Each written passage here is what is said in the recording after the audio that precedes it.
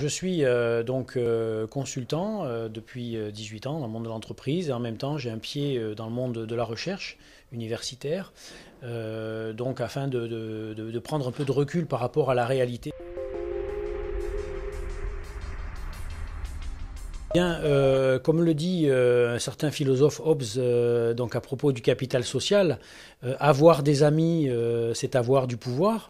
Donc, plus on a d'amis, plus on a la capacité, je dirais, d'avoir des informations qui peuvent nous amener à trouver un nouveau travail. Aujourd'hui, les réseaux sociaux permettent de rapidement démultiplier la capacité à se faire des amis et à avoir de nouvelles relations. Mais il faut quand même mettre un bémol, c'est qu'il faut le faire d'une façon réfléchie, avec une méthode, avec une vraie stratégie, afin d'optimiser et en tout cas de faire que le réseau puisse être un effet de levier qui nous permette d'aller vers autre chose.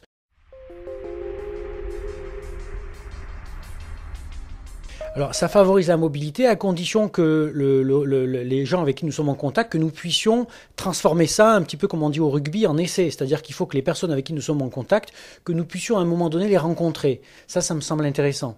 Donc aujourd'hui, avoir 3000, 4000, 5000 contacts sur son réseau Viadeo, LinkedIn, c'est pas très compliqué finalement, parce qu'il y a des gens qui sont ouverts. Mais l'objectif, c'est d'essayer de pérenniser la relation avec les gens, de créer une relation de confiance.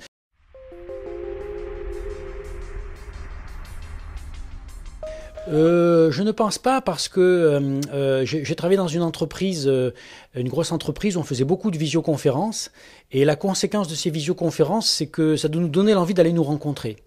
On se voyait à l'écran, mais au bout d'un moment, ça ne suffisait plus. On avait besoin d'aller rencontrer les gens. Donc, je pense que le réseau social est un effet de levier qui va nous permettre d'établir un premier contact avec des personnes et éventuellement, parmi ces centaines de personnes avec qui nous sommes, de pouvoir les rencontrer deux ou trois. Et ces deux ou trois, on n'aurait pas pu les rencontrer si on n'avait pas été en contact avec elles au départ sur un réseau social.